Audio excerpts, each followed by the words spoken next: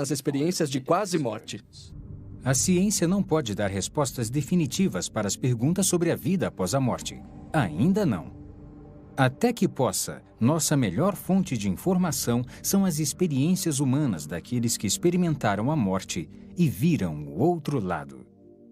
Uma dessas histórias é a de Daniel Ikechukwu, um pastor africano que ficou morto numa funerária por 3 dias e ainda viveu para contar a história.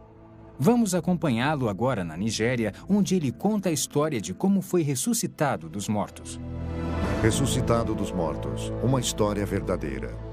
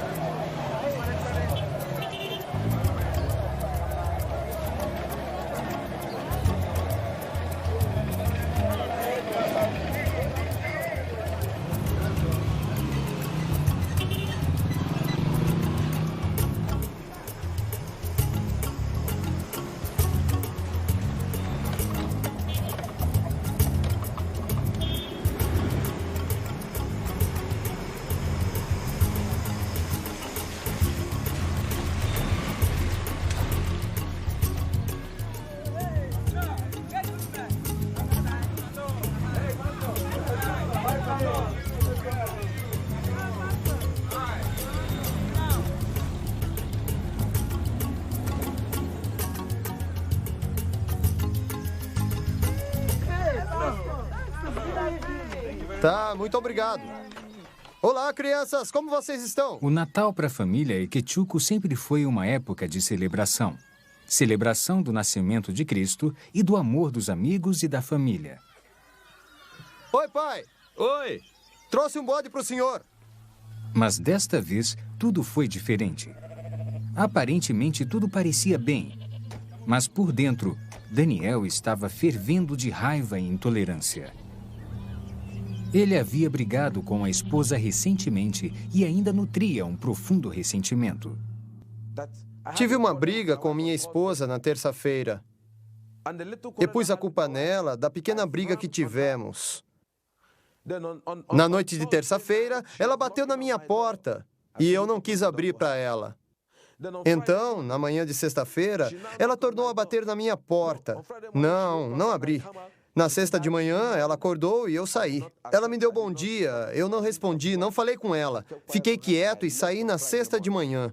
Ela me ofendeu, fez uma coisa errada, e eu fiquei zangado e irritado com ela. A raiva de Daniel o cegou tanto que ele nem viu o filho naquele dia.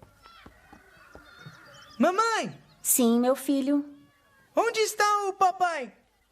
Ele foi levar o bode para o vovô em Owerri. Quando o papai vai voltar?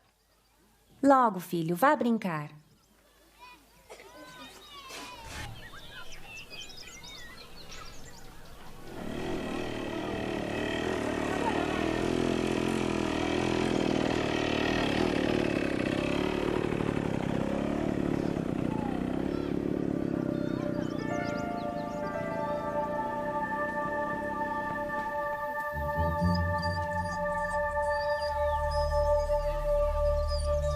Os pensamentos de Daniel estavam confusos, como se sua mente estivesse em outro lugar.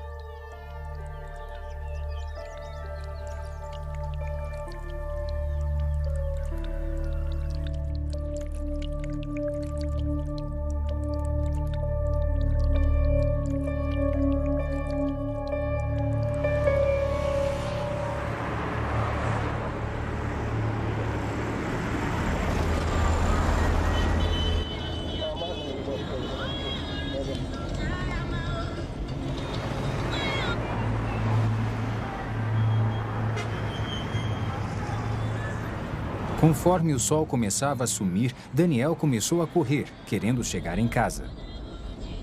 Ele ainda estava muito zangado.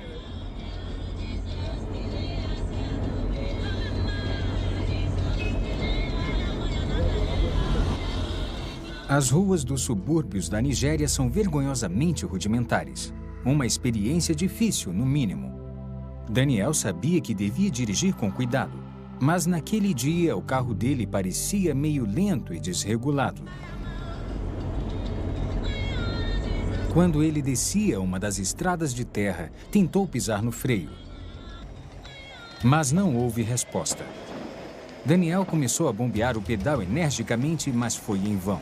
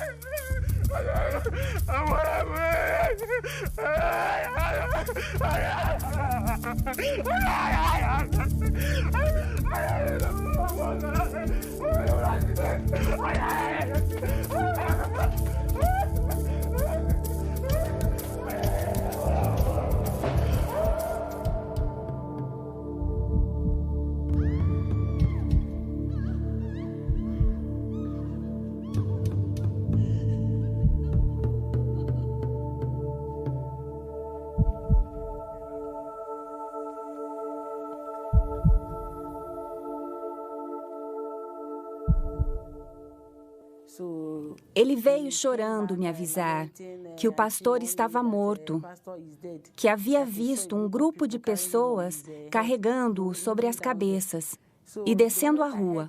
No instante em que ouvi seus gritos e ouvi que o pastor estava morto, eu soube que era meu marido. Por isso, comecei a correr na direção do local que havia ocorrido o acidente.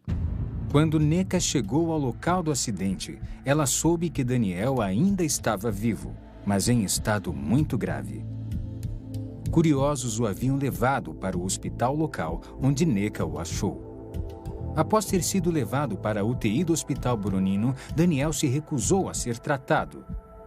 Em vez disso, insistiu para que fosse levado até o médico da família na saída de O'Wary. Preciso ver o Dr. Miserec. É o médico da família em O'Wary. Médico da família? Eu não entendo. É o que meu marido quer, doutor. O cirurgião do hospital disse à esposa de Daniel em termos bem claros que ele não estava em condições para viajar devido à extensão dos ferimentos. Senhora, ele não está bem. Está confuso agora. Ele precisa ficar aqui. E não está em condições de decidir o que é melhor para ele. Por isso... Mas apesar dos apelos do cirurgião, Neka foi firme. É o que o meu marido quer. Se ele for agora, receio que ele possa morrer. E não posso impedir isso. Eles nos liberaram naquela noite. Me mandaram assinar e disseram que a responsabilidade era minha. Então assinei. Assim, nós o levamos para o médico particular de O'Wary. No caminho, ele me chamou e disse que eu devia cuidar da igreja, do ministério e das crianças. Cuide das crianças e do ministério. Não tente falar. Construí uma casa para você. Por favor, não fale. Alguns são chamados mais cedo e vão embora. Quando a ambulância que me levou do hospital com minha esposa estava em alta velocidade para me levar para um hospital melhor, então, de repente, eu tive algumas sensações. Olhei para cima e vi 2 anjos. Quando Daniel viu os 2 anjos, ele quis que sua esposa soubesse, mas o anjo fez sinal para que ele ficasse em silêncio. Na mesma hora, o poder da fala de Daniel foi arrancado dele. Neca começou a chorar, temendo que Daniel morresse. Os anjos seguraram Daniel pelos ombros e o ergueram para fora da ambulância. De repente, Daniel se viu em outro lugar com um dos anjos. Daniel, tenho muita coisa para lhe mostrar. Quando olhou, Daniel viu um lugar com uma multidão de pessoas reunidas. E a aparência era a mesma que os anjos. A cor delas era de um branco puro e seus corpos pareciam brilhar de radiação. Devido à aparência semelhante, Daniel achou que estava vendo uma reunião de anjos.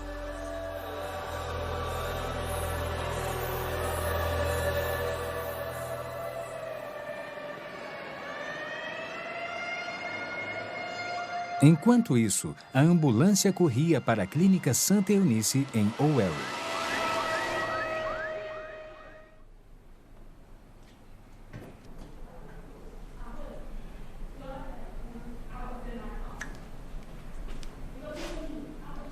Neca e um amigo da família esperavam com muita ansiedade enquanto o Dr. José Anebunua examinava o paciente.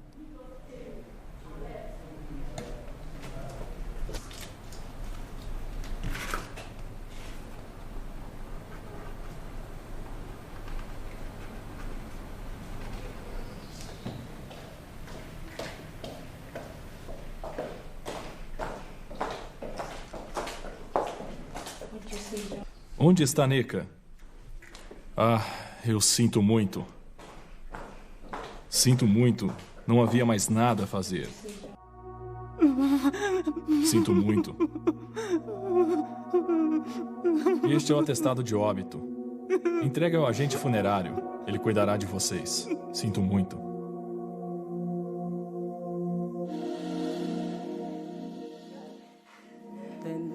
Então, naquele lugar, o médico o examinou e descobriu que ele estava morto e que não estava mais respirando.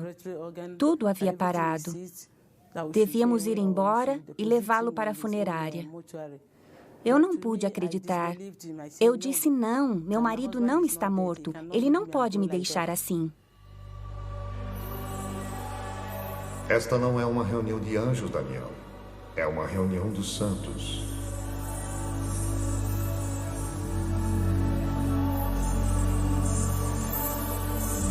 As diferenças entre os santos e os anjos são sutis. A cor deles é um branco puro, brilhante da cabeça até os pés. Mas a diferença é que os anjos têm asas, enquanto os santos não.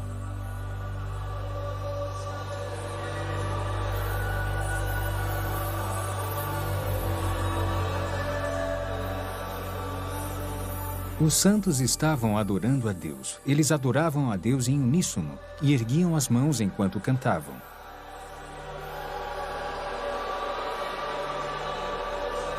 Daniel ouviu o som de muitos instrumentos e não era igual a nada que tivesse ouvido antes.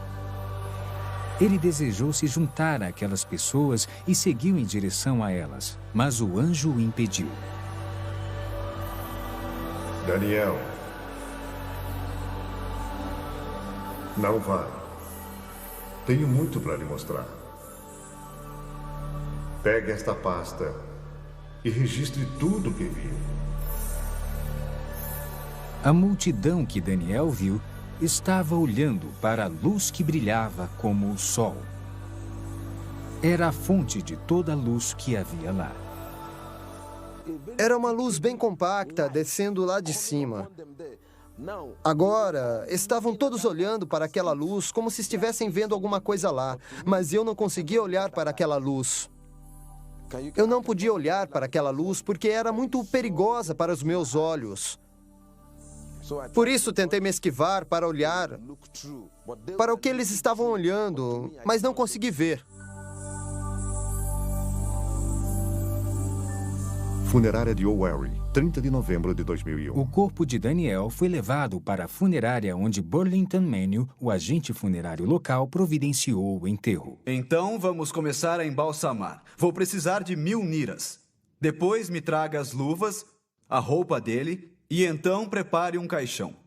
E me dê 2 dias de intervalo antes de vir buscar. Está tudo bem para você? Era o dia 30 de novembro de 2001. Foi neste dia em que trouxeram o reverendo Daniel Eke. Ele morreu em um acidente. Esse foi o dia. Trazido pelo pai, Sr. Lawrence Eke Ibua. Então, depois do tratamento, dei algumas injeções, algumas doses. Essa é uma seringa de 5 ml. Usei umas 6 seringas nos dedos das mãos e dos pés para tratar antes do embalsamamento.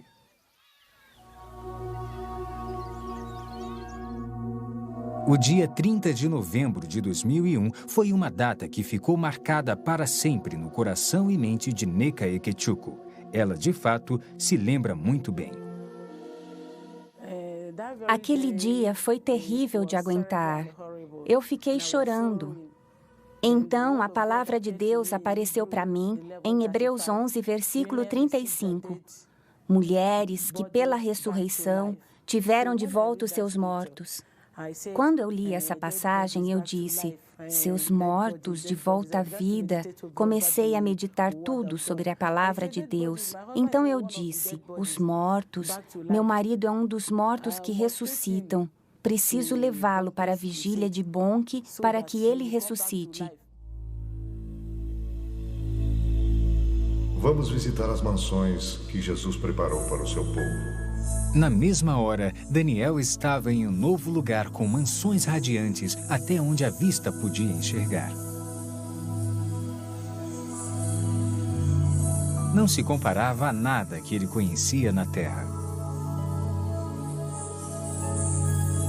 Apesar das aparências lembrarem prédios, a estrutura era incomum.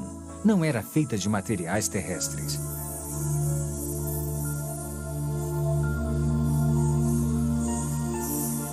Elas pareciam estar vivas, se movendo. Daniel, Jesus terminou seu trabalho. As mansões estão prontas, mas os santos não estão prontos. Havia um som de linda cantoria e adoração, e parecia vir de toda parte.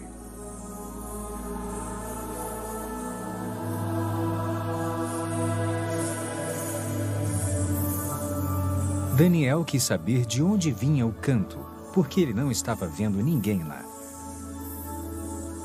Daniel, o cântico de adoração que está ouvindo está sendo cantado pelas flores.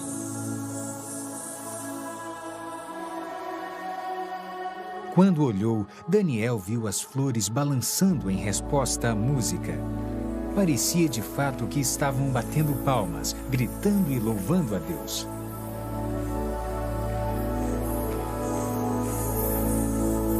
Estão esperando pelos santos.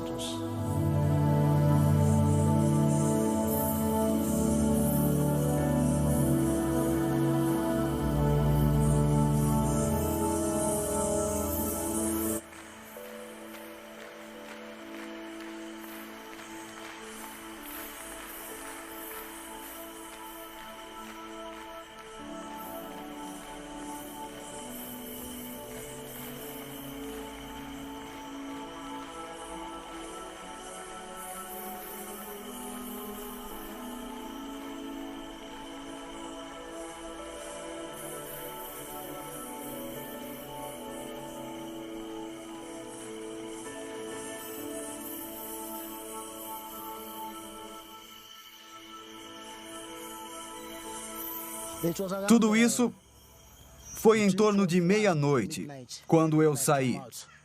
Comecei a ouvir barulho por aqui. Fiquei imaginando se as pessoas da igreja estavam em vigília ou algo parecido. Continuei ouvindo cantorias, louvores, palmas. Fiquei pensando e decidi vir até a funerária.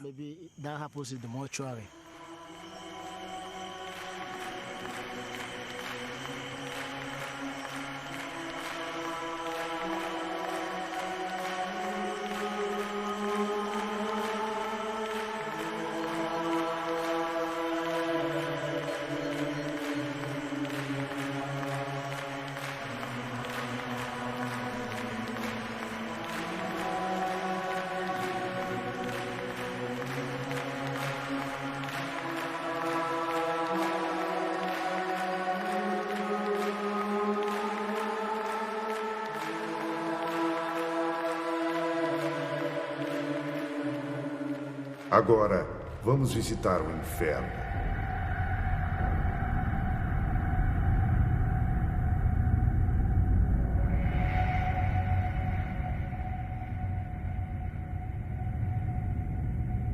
Dá para ver os portões do inferno?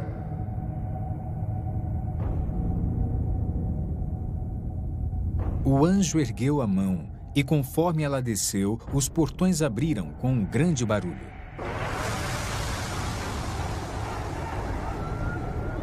Daniel podia ouvir o choro e o lamento de muitas pessoas, mas não conseguia ver nenhuma delas.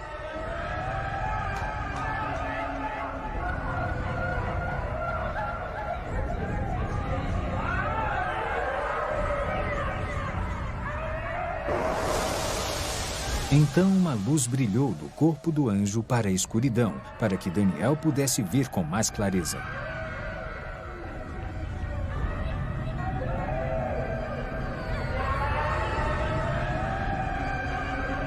Havia muitas pessoas lá, mas ao contrário das almas do céu, a aparência delas era a mesma que haviam tido na terra. Havia pessoas de cada raça, cultura e nacionalidade. Cada pessoa parecia aprisionada em seu próprio tormento pessoal, um tormento que continuava pela eternidade, e não podiam se comunicar com as outras. Os sons de choro e lamento eram quase ensurdecedores.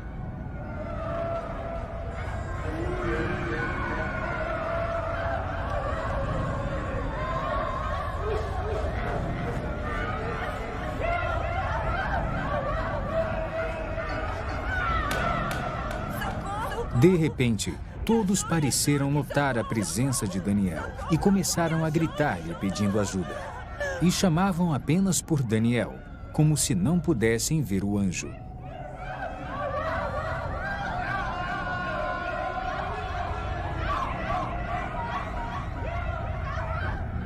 Por favor, me ajude! Sou um pastor! Roubei dinheiro da igreja e menti! Me ajude! Por favor! Estou pronto para me arrepender! Me ajude! Na mesma hora, depois que o pastor fez aquela declaração, a força que o atormentava pareceu aumentar.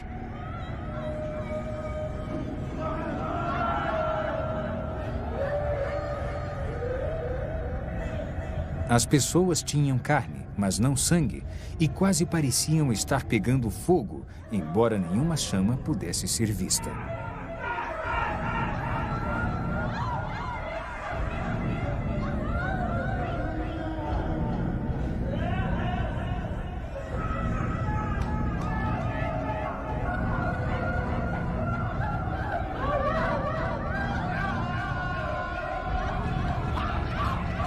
Havia um grupo de pessoas que estava comendo a própria carne. Elas vomitavam o que comiam e a carne crescia de volta. Isso continuava em um ciclo interminável de tormento.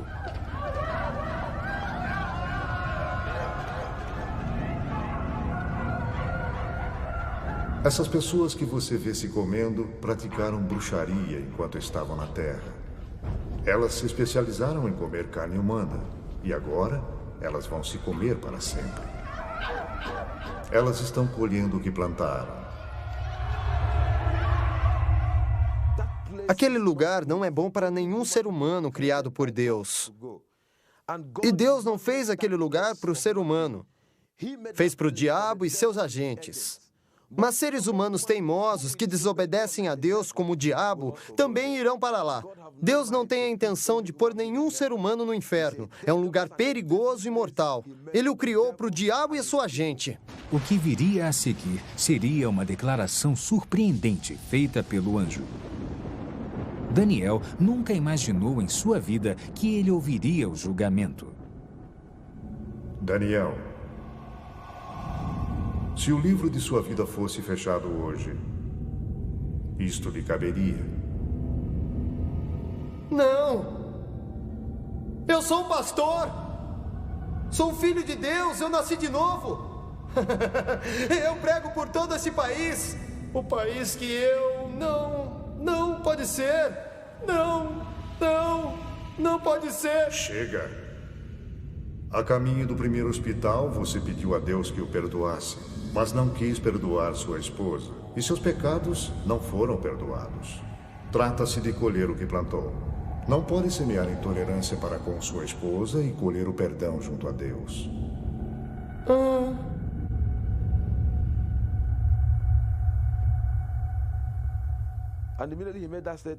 No instante em que ele disse aquilo, meu espírito me convenceu que o que o anjo havia dito, ou o meu julgamento, era verdade.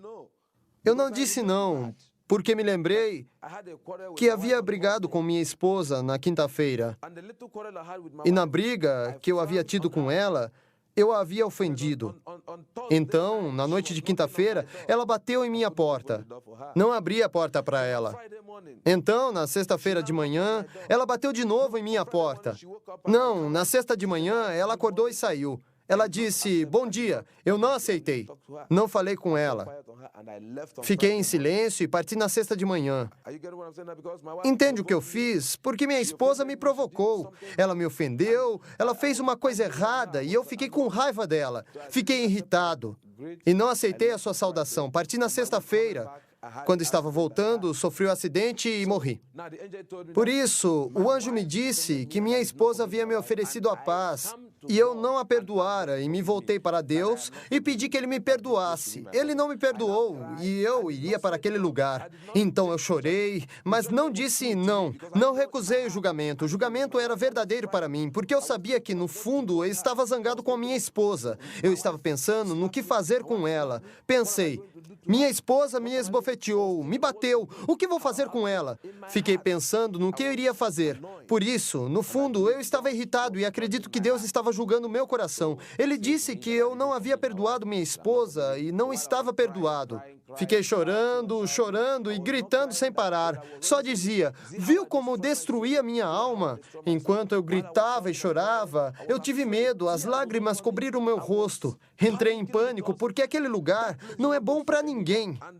E o modo como estavam as coisas, se Deus quisesse mesmo me mandar para o inferno, nada o impediria. Enquanto nós discutíamos, um grupo de pessoas, milhares de pessoas estavam sendo mandadas para o inferno.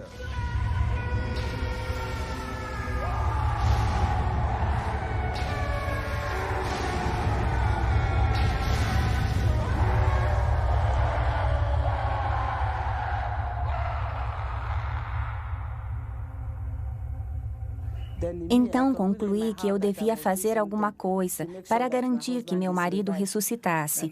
Eu acreditava que ele ressuscitaria se eu desse um passo de fé e alguma coisa boa resultasse disso. Papai? Papai? Hã? Vamos levar o corpo dele para a igreja. O quê? Vamos levar o corpo de Daniel para a igreja. Ada, minha filha. Daniel está morto. Ele partiu. Ele vai ressuscitar, eu sei que vai. O sogro de Neca recusou seu pedido de tirar o corpo da funerária. Mas, enquanto isso, do outro lado da cidade, tudo funcionava milagrosamente em favor dela.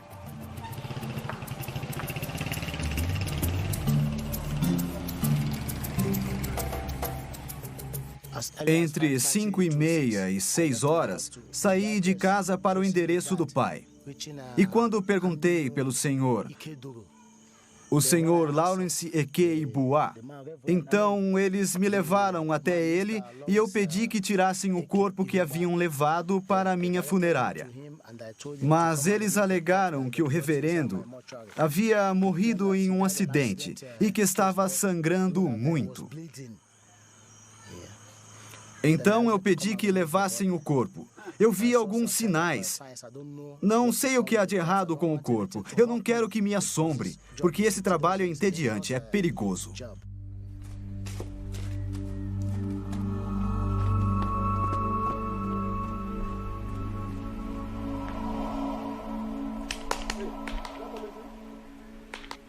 Bom dia. O que o traz aqui tão cedo? Quero aquele corpo fora da minha funerária. Por quê? Por quê? Aconteceram coisas na noite passada. Que coisas? O que aconteceu? Havia música vindo da sala dele. Ah, fique calmo. A música vinha da aldeia que estava festejando. O que isso tem a ver com os mortos? Não é isso. O que exatamente? Eu não sonhei, está bem? Havia música vindo da sala dele. Meu jovem, você bebeu ontem à noite? Eu não bebi nada. Tudo o que eu disse é verdade.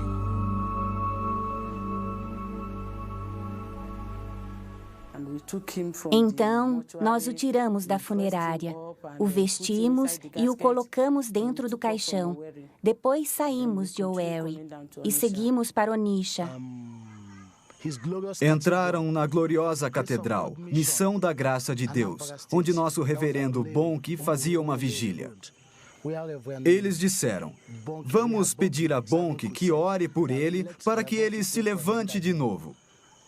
Eu comecei a rir. Eu disse, está bem, me dê o dinheiro. Ela foi buscar o dinheiro e zerei a conta. Então vestimos o corpo e pedi que meu assistente me ajudasse.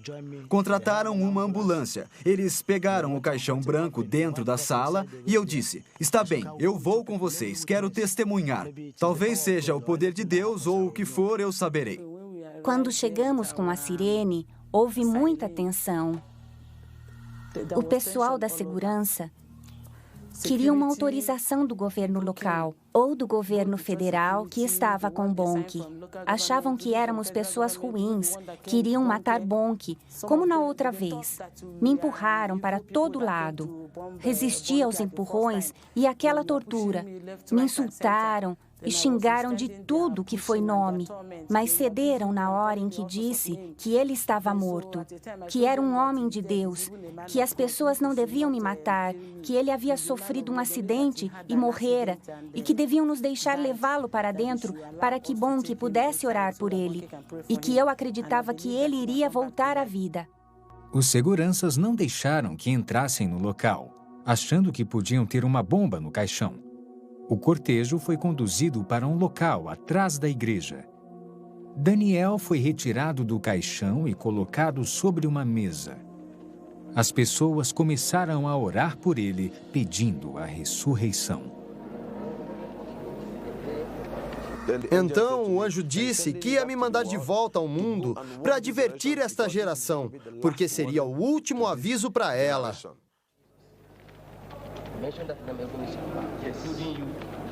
Com as orações, o coração dele começou a bater. A vida voltou em seu coração. Continuamos orando sem parar. Enquanto tudo isso acontecia, ele começou a respirar aos poucos, mas seu corpo ainda estava rijo.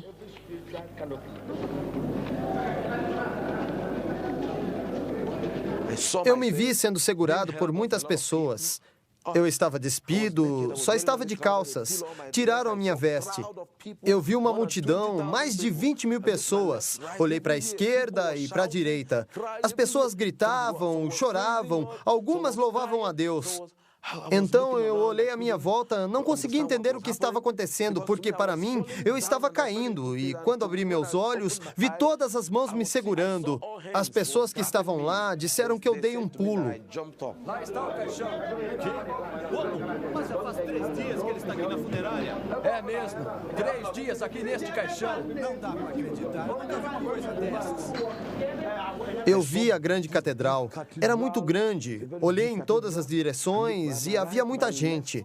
Algumas gritavam, outras diziam caixão, outras diziam funerária, outras 3 dias. Eu não entendia o que estava acontecendo, porque para mim não havia se passado mais que 15 minutos. Por isso, não entendia por que estavam dizendo 3 dias. Para mim, não houve dia nem noite. Houve apenas aquele momento em que eu vivi.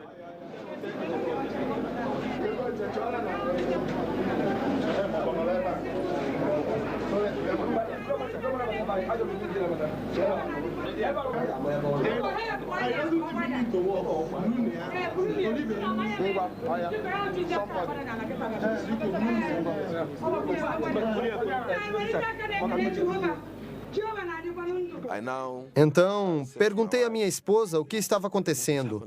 Ela me pediu para ficar quieto até chegarmos em casa.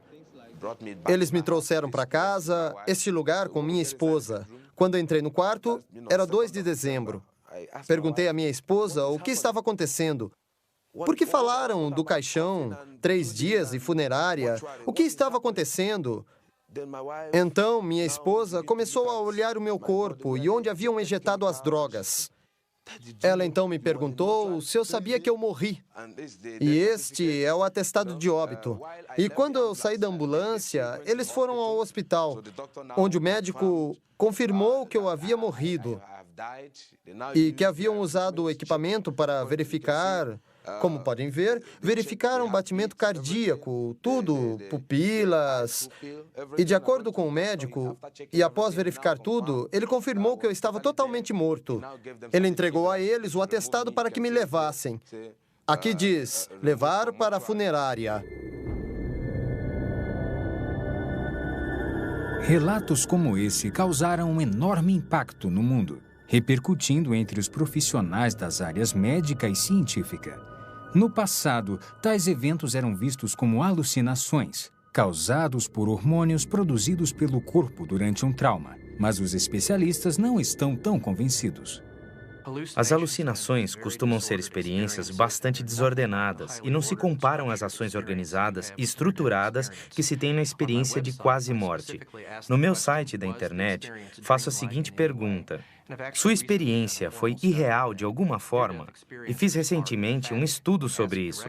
Os que viveram experiências de quase morte são enfáticos quando perguntamos diretamente: sua experiência foi real de alguma forma? E a resposta é um sonoro não. Nem chega perto de um sonho. Os sonhos saltam um pouco. Não costumam ter ordem nem estrutura. Com frequência, ele termina sem chegar a uma conclusão lógica na sequência dos eventos. Isso não acontece na experiência de quase morte. Ela é altamente estruturada e ordenada. Costuma ter uma parte inicial bem lógica e no final da experiência bem estruturada e ordenada, há um final também ordenado.